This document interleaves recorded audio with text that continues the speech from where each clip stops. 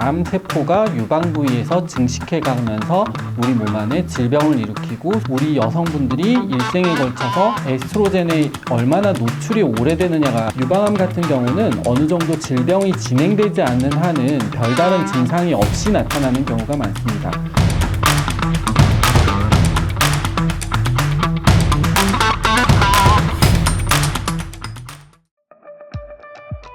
네, 안녕하십니까. 저는 이대 서울병원 외과 유방 갑상선 파트를 주로 담당하고 있는 외과 백태현 교수입니다.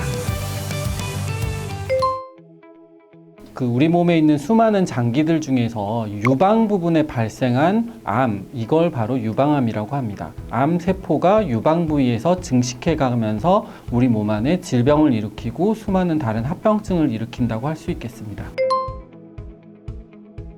유방암에 대해서는 크게 보아서 여성 호르몬, 그러니까 에스트로겐을 들 수가 있겠습니다. 유방암이 발생하게 되는 주된 원인이 우리 여성분들이 일생에 걸쳐서 에스트로겐에 얼마나 노출이 오래되느냐가 관련이 있다고 할 수가 있겠고요. 그거를 바탕으로 해서 이제 이른 초경, 늦은 폐경, 그리고 출산이나 수유 같은 경험이 없는 것들, 이런 것들이 유방암의 위험 인자가 될 수가 있겠고, 이런 것들을 막기 위해서는 결혼을 해서 출산을 하고 애를 낳고 그리고 수유를 하고 이런 것들이 유방암에 있어서는 어느 정도 어떤 방어적인 인자가 될 수 있겠다, 이렇게 생각하셔도 무방하겠습니다. 유방암 같은 경우는 어느 정도 질병이 진행되지 않는 한은 별다른 증상이 없이 나타나는 경우가 많습니다.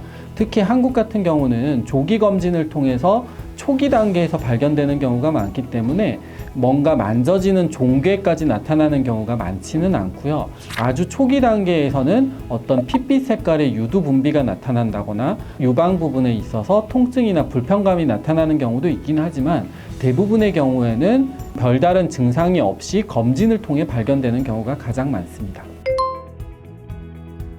유방 파트에 있어서 주된 진단법은 사실 많지는 않습니다.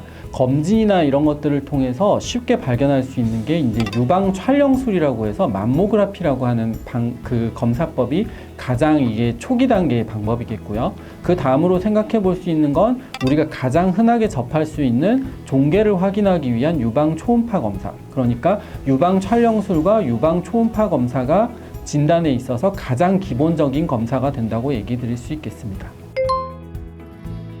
유방암 같은 경우는 다른 암과 마찬가지로 일단 초기, 0기, 1기, 2기, 3기, 4기식으로 나누게 되고요. 그 중에서도 이제 초기 단계에 발견된 1기나 0기 같은 경우는 수술적인 치료가 최우선이 됩니다. 수술적으로 치료를 해놓고 그 다음에는 이제 재발이 없도록 하는 치료들이 되겠고요. 재발이 없도록 하는 치료에는 어떤 방사선 치료, 항호르몬제 치료, 그리고 항암 치료, 또 그 외에 다른 여러 가지 치료들이 동반될 수가 있겠습니다.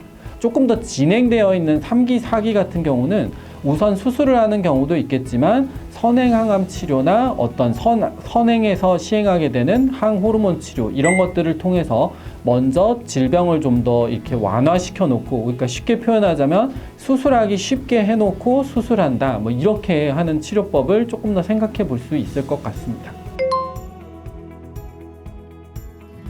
일단 유방암의 치료를 위해서 가장 대표적으로 시행하게 되는 유방암 수술 이후에는 초기 단계에는 수술 후 합병증에 대한 주의점이 있겠습니다. 이제 수술 부위에 대한 보호와 수술 부위에 생기는 감염, 수술 부위 통증 또는 수술 부위에 생기는 어떤 장액종 내지는 또 림프 부종, 이런 것들에 대한 주의점이 가장 최우선이 되겠고요. 조금 더 장기적으로 갔을 때는 유방암 수술 부위에 발생하는 재발의 징후를 빨리 포착해내는 것, 그리고 또 재발이 없도록 하는 관리 같은 것들이 좀 우선 그 다음부터는 또 중요하게 된다고 할 수 있겠습니다. 유방암에서의 항암 치료는 기본적으로 다른 암에서의 항암 치료와 비슷합니다. 그러니까 항암 치료를 하기 전에 뭔가 감염이나 이런 것들이 없도록 주의하는 것과 항암을 하고서 항암 후에 일반적으로 발생할 수 있는 백혈구 저하에 따른 감염, 그 외에도 설사, 구토, 오심, 머리 빠짐, 이런 수많은 합병증들이 있는데 그 상황에 맞춰서 적절히 대처해가고 교육을 받고 하는 것들이 주된 그 주의사항이 될 수 있겠습니다. 유방암 수술 후에 재발이 없도록 복용하게 되는 항호르몬제는 폐경이 되었느냐 되지 않았느냐 또는 암이 얼마나 심하느냐에 따라서 타목시펜이라고 하는 약과 그 외에 페마라, 아리미덱스, 아로마신 또 그 외에 추가적으로 더 개발된 어떤 신약들을 들 수가 있겠습니다. 이 약들을 복용할 때는 각각에 따른 합병증이 일부 좀 있을 수 있는데 타목시펜 같은 경우는 인공적으로 어떤 폐경 상태를 만드는 거기 때문에 폐경 후에 증상이 나타나게 되는 그 주된 합병증이 있을 수 있겠고, 그 외에도 자궁 내막이 조금 두꺼워지는 부작용이 있어서 정기적으로 산부인과 검진이 필요한 이런 합병증들을 주의해야 될 수가 있겠고요. 그 외에 이제 페마라나 아리미덱스 이런 약들 같은 경우는 대표적인 합병증이 골관절염, 그러니까 관절 부분에 있어서의 통증, 관절 뻣뻣해짐 이런 것들을 들 수가 있겠고, 또 그 외에도 골다공증, 뼈가 약해지는 것 같은 증상들이 나타날 수가 있기 때문에 이에 대한 주의와 대비가 필요하다고 할 수 있겠습니다.